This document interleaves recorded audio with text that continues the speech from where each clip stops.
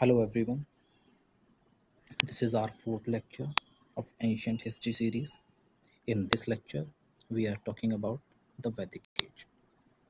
हम इसमें पढ़ेंगे ऋग वैदिक एज और लेटर वैदिक एज में मैंने और इनके फीचर्स के बारे में मैंने फीचर्स को 4 पॉइंट्स में डिवाइड किया है: polity, economy, society and religion. तो हम पहले बेसिक इसका देखेंगे और बेसिक के बाद हम फिर ऋग वैदिक पीरियड को देखेंगे और लेटर वैदिक पीरियड को देखेंगे। तो वैदिक एज जो है वो 1600 टू 600 BC तक है। अर्ली फेस जो है इसका वो ऋग वैदिक पीरियड कहलाता है और बाद वाला 1000 से 600 BC तक वो लेटर वैदिक कहलाता है। ऋग वैदिक को पढ़ने के लिए they are the only source to study the Rig Vedic is Rig Veda which is written in Indo-European language. The Rig Veda contains the political, social and the economical life of the Aryans. And here is the later Vedic source of study. There are the many sources of study. First source is Samaveda. A Samaveda is the collection of songs sung during the sacrifice. Second source is Yajurveda. It is the collection of mantras that recites during the time of sacrifice. Third is Atharva Ved, which is compiled by the Atharva sage. Atharva sage is non-Aryan, and it is the Veda of formula, charms, spell to ward off evil in the disease. यानी कि मंत्र और तंत्र की विद्या से जो बीमारी है उसको ठीक करना, ये इसमें इंक्लूड है। चौथा है हमारा Brahmanas. Brahmanas is the explanatory notes of evil spirits. पांचवा है Aranyakas, which is also known as the forest book. Sixth है उपनिषद। उपनिषद is the crux of the Veda. There are 108 in total. Upanishad written by the Kshatriyas. The main aim of the Upanishad is to attain the moksha through the Janana Marg, which means the path of knowledge. Upanishad is also the critical of the Brahmanical supremacy and the Brahmanical way of rituals. The concept of unity in diversity is drawn from the Mundaka Upanishad. Okay? This is important. 7 sources Puranas. There are 18 in numbers. Was the Vishnu Purana, Karuna Purana, and Skanda Purana. Karuna Purana mention about the punishment and hell. 8th is Ramayana and 9th is Mahabharata. Ramayana is written by Valmiki and Mahabharata is written by Vedvyas. Some of its elements are considered as the historical sources and both are epics. ये तो हो गया हमारा source of study. अब हम इसमें आगे पढ़ेंगे आर्यंस के बारे में। आर्यंस कौन हैं, कहाँ रहते थे, इंडिया में क्यों आए और इनकी लैंग्वेज क्या है। तो आर्यंस का मतलब होता है सुपीरियर मैन और स्पीच कम्युनिटी। ठीक है। The language is Indo European. This Indo European language is letter become Sanskrit. यही बाद में संस्कृत बन जाएगी। ठीक है। They lived in the central Asia. Central Asia में रहते थे। कैटल रेयरर्स थे, नोमैडिक थे, पेस्टोरल कम्युनिटी से बिलोंग करते थे। पेस्टोरल यानी कि जानवरों को चराने वाली कम्युनिटी। ठीक है। The only duty was to fight with each other for their supremacy. Why they entered into India? Because they wanted the grazing land for their cattle, as the cattle considered sacred to them. जहाँ central Asia में उनके पास जो lands थे वो exhaust हो चुके थे। ठीक है। अब उनको नए लैंड चाहिए थे, नई ज़मीन चाहिए थी अपने कैटल्स के लिए। So that's why they entered into the India. They came to India with horses and iron. ठीक है। They enter India and settle the सप्त सिंधु रीजन। ये रीजन कहाँ है? ये पंजाब वाला रीजन है। ठीक है। यहाँ पर 7 नदियाँ बहती हैं, पंजाब और ये पाकिस्तान वाला। ठीक है। 7 नदियाँ बहती हैं, इंदस, रावी, चेनाब, झेलम, ब्यास, सतलुज और घग्गर। यहाँ आकर ये लोग सेटल हो गए, बस गए। ठीक है। अब हम ये जो नदियाँ हैं इनके एंशंट नेम देख लेते हैं। ये वेरी इंपॉर्टेंट है। ठीक है। ये पूछे जा सकते हैं आपसे। इंदस का एंशंट नेम है सिंधु, रावी का परूशनी, चेनाब का अक्षिणी, व्यास का बिपाशा और सतलुज शतुद्री, घग्गर सरस्वती और नंदतरनी भी कहलाती है। आर्यंस जब इंडिया में आए तो यहाँ पर ऑलरेडी हड़प्पन्स मौजूद थे और अर्ली आर्यंस यहाँ पर ऑलरेडी थे। When they came to India, they meet the Dasas and the Dasyus. Dasyus are also known as Harappans. They are Harappans have a dark skin, and the Aryans didn't like the Dasyus. The term Dasyu Hatya means the slaughter of the Dasyus. ठीक है। अब जब Aryans India में enter हुए तो जो Harappans हैं और अर्ली आर्यंस हैं उनकी बैटल हुई किससे? आर्यन से। So they fought a battle called Dasarajana, that is the battle of 10 kings at Harappa on the river Parushini. This is the Ravi river. ठीक है, Parushini. They killed the Dasyus and Dasas made slaves. ठीक है। एक तरफ था king Sudas और Bharata clan which is supported by the sage Vashishtha, और दूसरी तरफ थे हमारे 5 दासास और 5 Dasyus which is supported by sage Vishvamitra. King Sudas जीत गया इस बैटल को और ये हार गए। ठीक है। After winning the battle, Sudas established the supremacy over the Sapt Sindhu region, and many Aryans entered from Central Asia and they fought with each other for their supremacy. अब हम स्टार्ट करेंगे मेन द ऋग वैदिक as. Rig वैदिक as जो है वो ये basic था जो हमने पढ़ा है ऊपर। ऋग वैदिक एज जो है वो 1600 से लेकर 600 BC तक है। The community is here is rural. हम यहाँ फीचर्स के बारे में पढ़ेंगे और मैंने फीचर्स को 4 पॉइंट्स में डिवाइड किया हुआ है, पॉलिटी, इकोनॉमी और सोसाइटी और लास्ट में रिलीजन। ठीक है, मैंने इन्हें 4 पार्ट में डिवाइड किया। तो सबसे पहले हम बात करेंगे पॉलिटी की। तो पॉलिटी पहला हेडिंग है इसका king called Rajan which is the head, he is the head of the clan.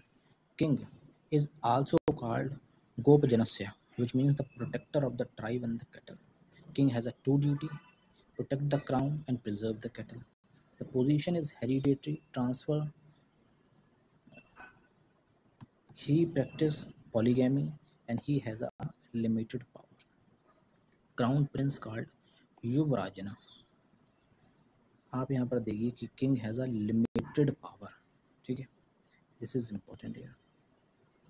Now second point is Purohita. Who is Purohita? The chief priest of the clan. ठीक है, he performed sacrifice ceremony, rituals, prayers for the clan. He had unlimited power. So who is more powerful, king or Purohita? Purohita is more powerful than the king. He accompanied the Rajan at the time of crisis. ठीक है, सेनापति और सेनानी, he is the head of the army. He was the commander-in-chief of the army. He recruited and trained the soldier. He had 3 wings of warfare: cavalry, infantry and chariots. Cavalry यानी कि घुड़सवार, जो घोड़े पे बैठकर हमला करने वाले। इन्फेंट्री यानी कि फुट सोल्जर्स। ठीक है।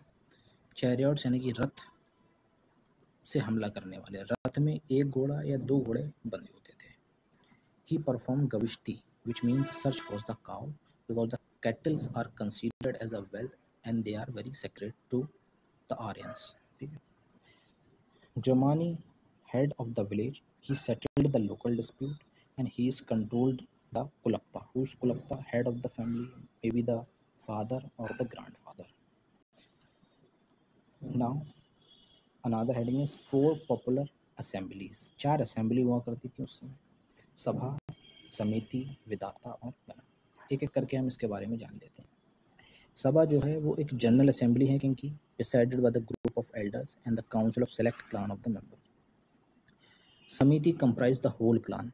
ठीक है, sabha only comprises the selected member of the clan, ठीक है, और समिति comprise the whole clan.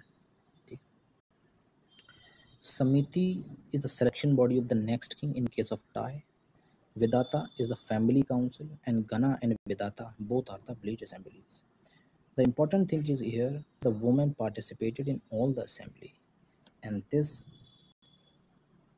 signifies the good position of the woman at the time of Rigvedic age. ठीक है, तो जो वुमेन्स की जो पोजीशन है वो गुड है यहाँ.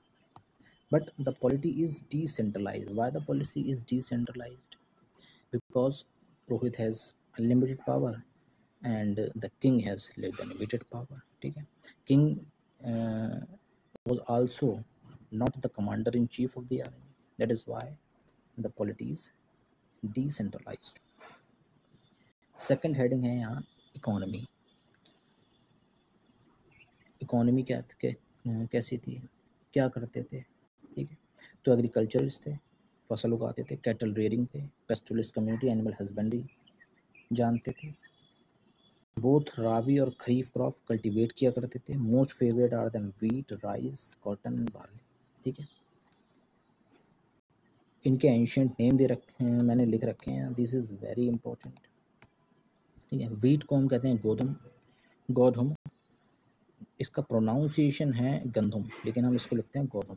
ठीक है, राइस व्रीही, कॉटन सिंडन और बार्ली या. कल्टीवेटेड फील्ड को कहते हैं क्षेत्र और प्लगिंग को कहते हैं कृषि. ठीक है, इकोनॉमी में सेकंड पॉइंट है trade. No external trade, only the internal trade with their clan. और कैसे करते थे trade? Barter system exist, no money economy. और the people who are the who paid a voluntary tribute to the king known as Bali, and those who are loyal to the king called Vish. Occupation was open to all. ठीक है, gold को कहते थे अदान. Another important thing, gold को कहते थे हिरण्य, wealth को पानी, डिस्टेंस को गव्युति, और godhul is a term used for the measure of time. So economy कैसी थी हमारी? सेल्फ सफिशिएंट और flourished economy. Self sufficient and flourished economy. जितने भी ये मैंने हाईलाइट किए हैं ये सारी चीज़ें, ये इम्पोर्टेंट हैं. ये सारी चीज़ें इम्पोर्टेंट हैं.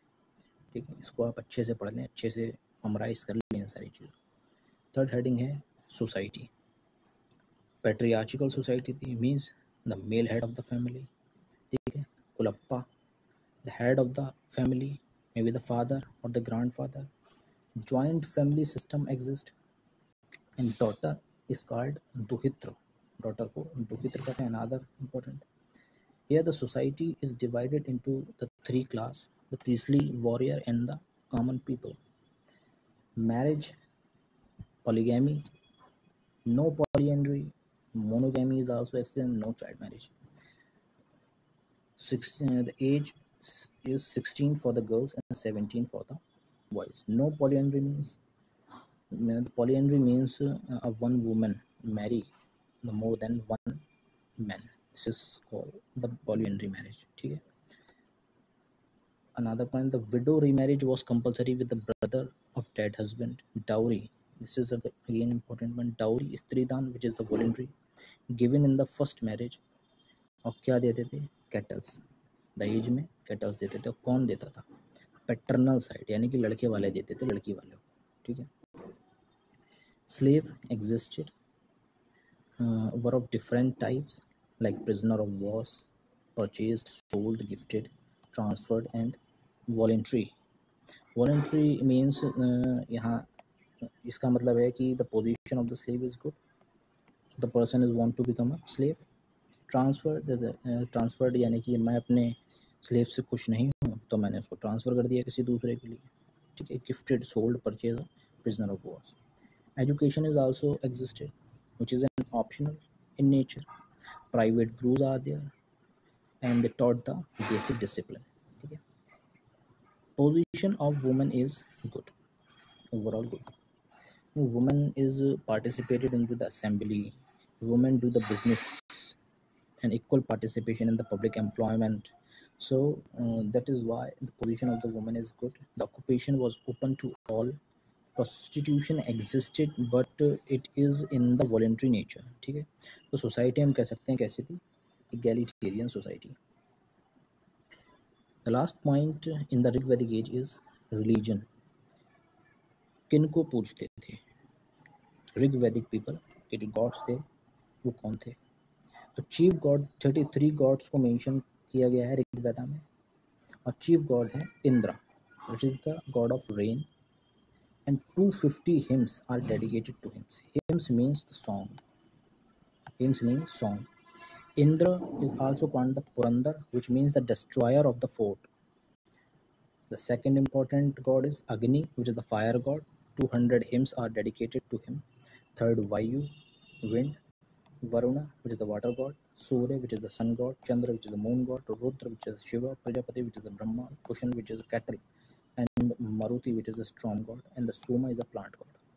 The entire ninth mandala of the Rig Veda is dedicated to the god Soma. No image worship existed. ठीक है, किसी भी मूर्ति की, किसी तस्वीर की पूजा नहीं करते थे. God were worship in their natural form. ठीक है, original form. Idol worship existed but only for linga, Shivalinga, male sex organ, male sex organ, इसकी पूजा करते थे. Female goddess also existed. ठीक है, they worship the females. Usha, Aditi, Savitri, Nritya और अरण्यनी. ठीक है, Usha was also called the goddess of dawn. Aditi also called the goddess of dusk, या फिर हम उसे कह सकते हैं goddess of eternity. Savitri the goddess of learning. Nritya goddess of decay and death. Aranya the goddess of forest.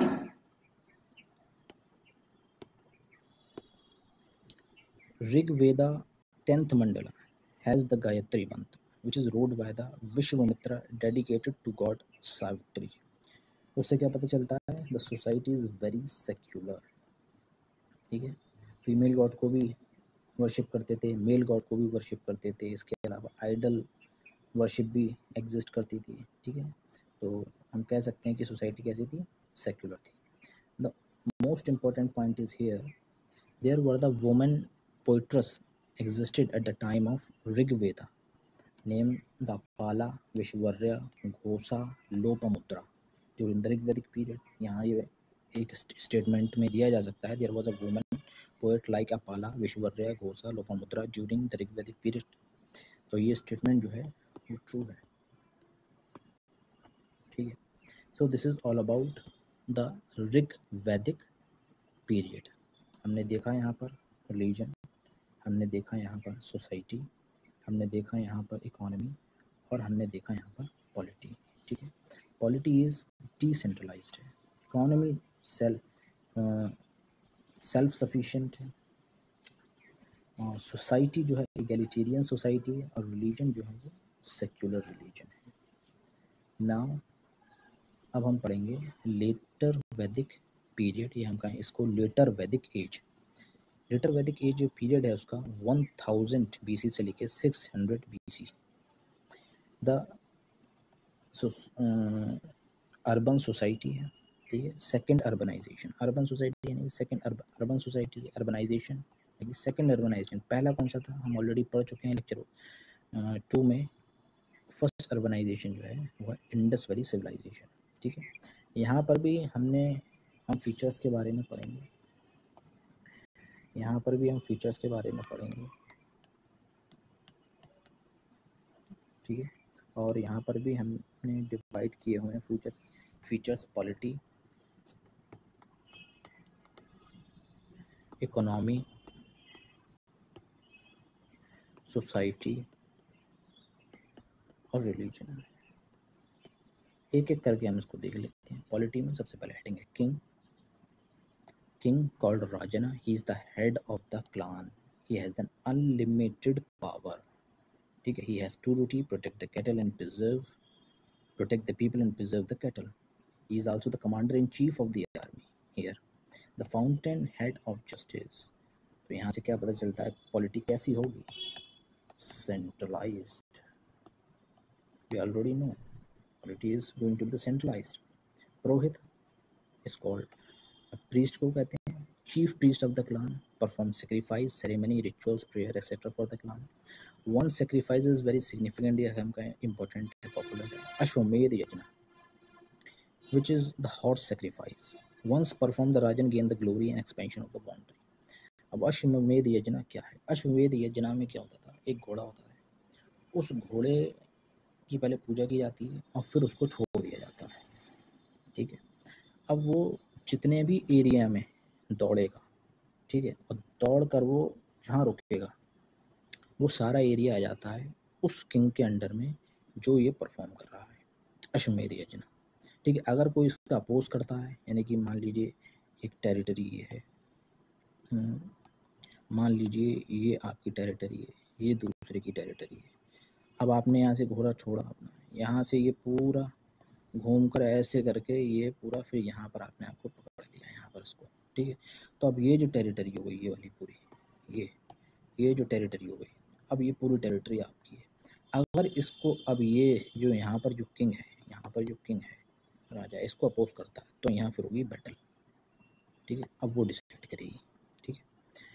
और आखिर में जहाँ इस घोड़े को पकड़ा जाता है और उसको सेक्रीफाइस यानी कि इसको बलि चढ़ा दी जाती है इसकी, ठीक है। तो हमने समझ लिया कि व्हाट इज अश्वमेध यज्ञ, ठीक है। Once perform raja gain glory and expansion of the boundary. और अनादर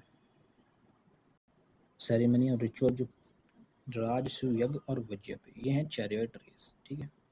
जो जीतेगा उसका एक्सपेंशन होगा उसकी बाउंड्री का। सेनानी, थर्ड पॉइंट है सेनानी और सेनापति। ही is the head of the army, he is not the commander in chief of the army. He recruited and trained the soldier.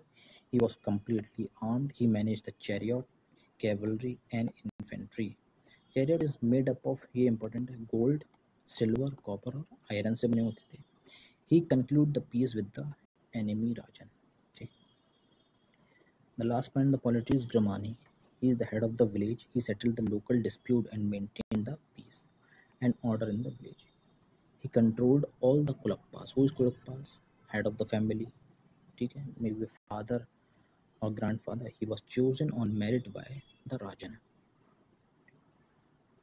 Two popular assembly exist, Sabha और Samiti. The same function which is doing in a Rigvedic period, यहाँ पर भी वही function perform कर रही हैं. But the दो जो असेंबली हैं, विधाता और गणा, ये खत्म हो जाती हैं, डिसअपियर हो जाती हैं. No woman participation, this is an important point here, ठीक है। नो वुमेन पार्टिसिपेशन, अब इससे क्या पता चलता है? Position of women is degraded, position of women is degraded. Highly centralised society, highly centralised polity हम कह सकते हैं, ठीक है। सेकंड हेडिंग है इकोनॉमी. इकोनॉमी, एग्रीकल्चरिस्ट थे, कैटल रेयरर्स थे, animal husbandry, both rabi and kharif crop cultivated.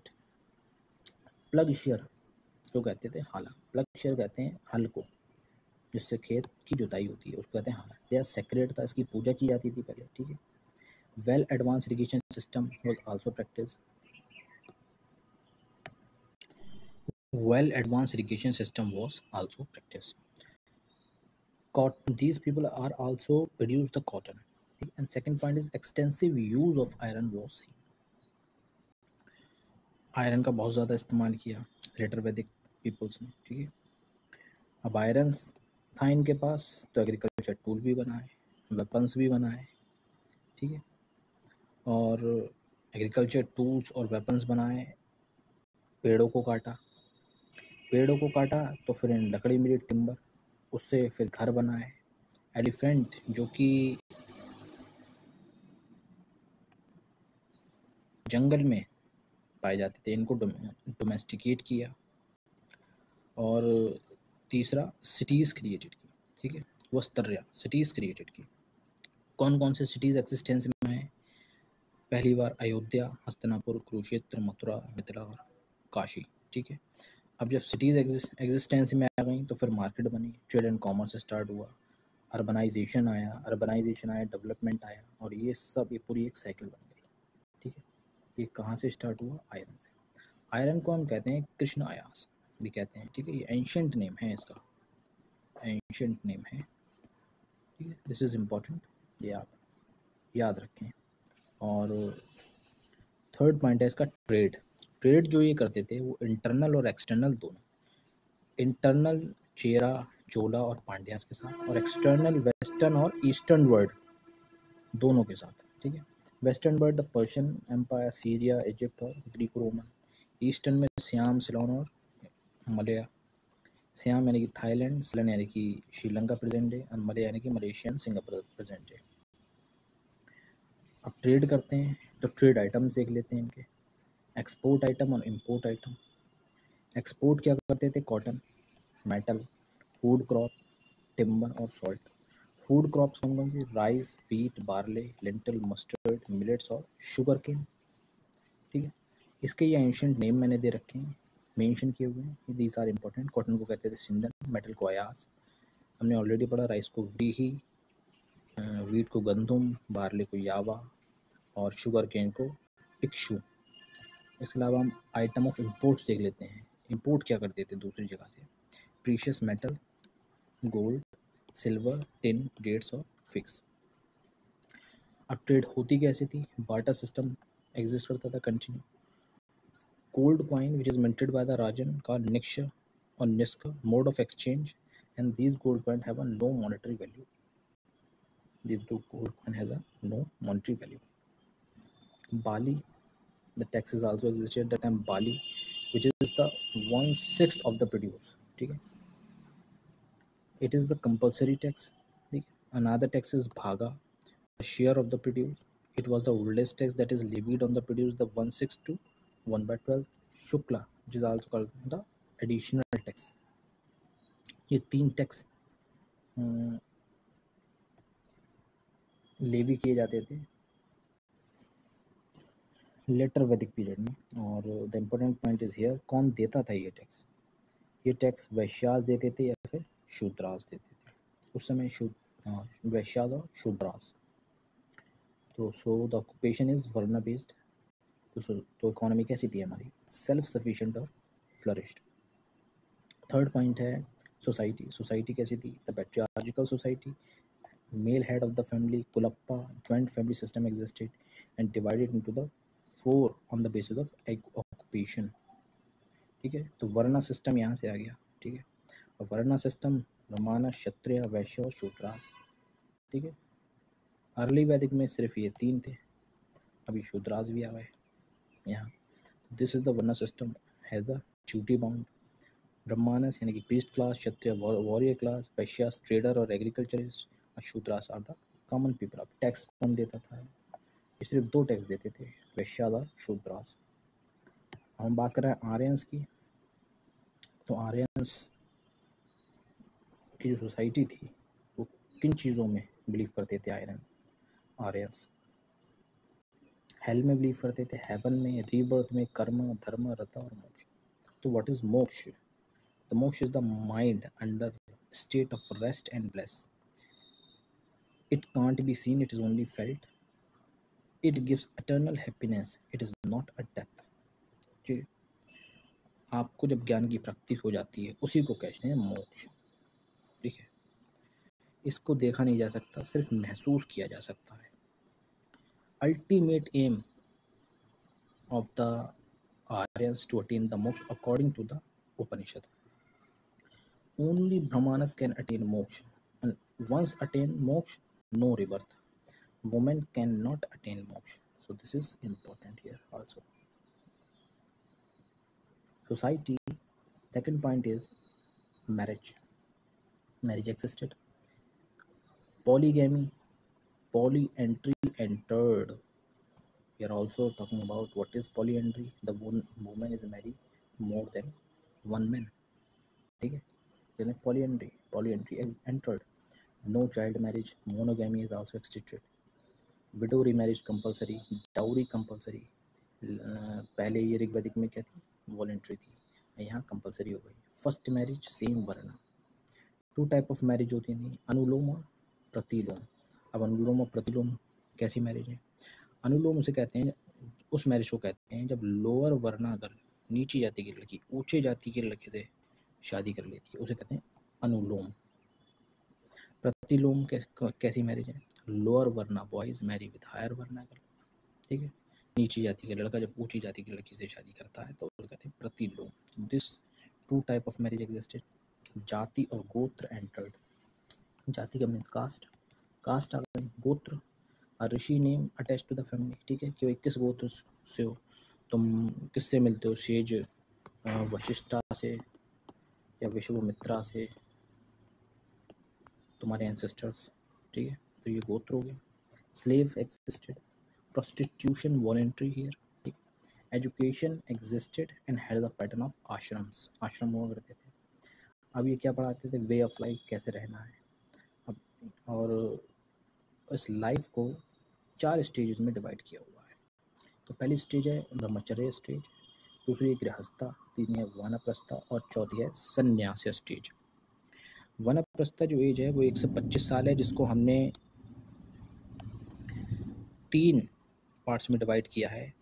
1 से लेके 5 साल तक पेरेंट्स के साथ रहता है बच्चा, उसके बाद 5 से 17 साल तक गुरुकुल जाता है, वहाँ पर वेद और उपनिषद का नॉलेज गेन करता है, और 17 टू 25, 17 की एज में मैरिज हो जाती है और 25 की एज में फादर, 25 की एज तक फादर।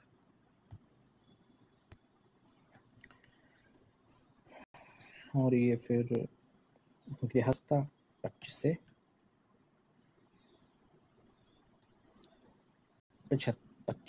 50 साल तक गृहस्था, हाउस होल्ड यानी kulapa, head of the family.